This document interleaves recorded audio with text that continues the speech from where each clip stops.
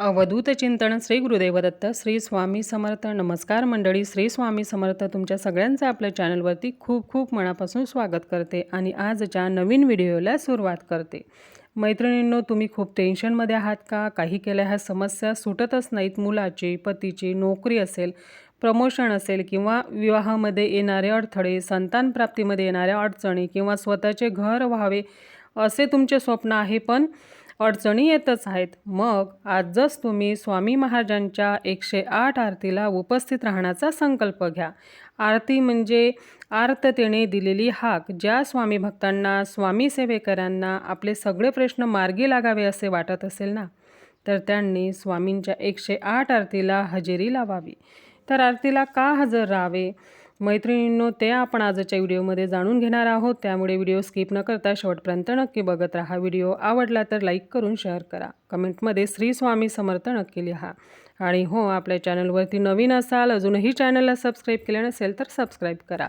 बघा, आपण ज्यावेळेस आरतीला हजर राहतो त्यावेळेस आपल्या मस्तकाभोवती आपल्या पितरांचे दोष, कलियुगाचे दोष, आपल्या पूर्वजन्मीचे दोष हे सतत एका वलय चक्रामध्ये गोल गोल फिरत असतं. मग त्यामुळे काय होतं, सतत येणाऱ्या अडचणी, मग त्याचे स्वरूप अनेक प्रकारचे असते, जसे की आर्थिक परिस्थिती, नोकरी, विवाह, अशा समस्या, संतती न होणे, घरातील विनाकारण वाद, आजारपण, अजून बरेच काही. पण ज्या वेळेस आपण आरतीला उभे असतो त्यावेळेस गुरूंची, आपल्या स्वामी महाराजांची दृष्टी त्या वलयचक्रावरती पडत असते आणि आपल्यावरील दोष हळूहळू कमी होऊ लागतात. त्याबरोबरच आपण आरती झाल्यावर आरतीच्या दिव्यावरून हात फिरवून त्यांच्यातील शक्ती, त्यातील सकारात्मक ऊर्जेचं प्रतीक म्हणून आपल्या डोक्यावरून हात फिरवतो.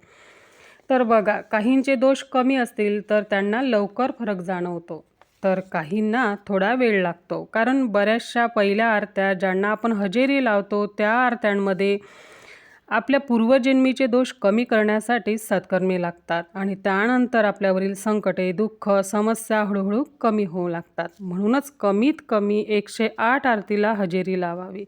बघा, खंड न पडू देता 108 आरती करावी. जसजशा आपल्या 108 आरत्या पूर्ण होत जातात तसतसे आपले सगळे प्रश्न आपले स्वामी महाराज मार्गी लावतात आणि खूप स्वामी भक्तांना आलेला अनुभव आहे हा. म्हणून मैत्रिणींनो, आजच आपण सगळे 108 आरतीला उपस्थित राहण्याचा संकल्प घेऊयात. जर आपल्या घराच्या जवळ आसपास स्वामी महाराजांचे केंद्र असेल तर आपल्याला सगळ्यांना माहितीच असेल. जर माहिती नसेल तर जाणून घ्या. स्वामींच्या रोज 3 आरती होत असतात. सगळ्यात पहिले सकाळी 8 वाजता भूपाळी आरती, त्यानंतर सकाळी 10:30 वाजता नैवेद्य आरती आणि संध्याकाळी 6:30 वाजता नैवेद्य आरती. आपल्याला ज्या आरतीला जाणे शक्य झाले त्या एका आरतीला आपण हजेरी लावावी. तर ही अतिशय साधी, सोपी पण अतिशय प्रभावी अशी सेवा आहे. या सेवेमुळे कितीही कठीणातील कठीण मनोकामना पूर्ण होतात. कोर्ट कचेरीतील प्रश्न असतील, पैशांच्या समस्या असतील, नोकरी असेल, स्वतःचे घर, प्रमोशन, मुलामुलींचे विवाह, तसेच संतती होण्यामध्ये येणाऱ्या अडचणी, या सर्व समस्या दूर होतील. सर्व प्रश्न मार्गी लागतील. मैत्रिणींनो, तुम्ही एकदा करून तर बघा.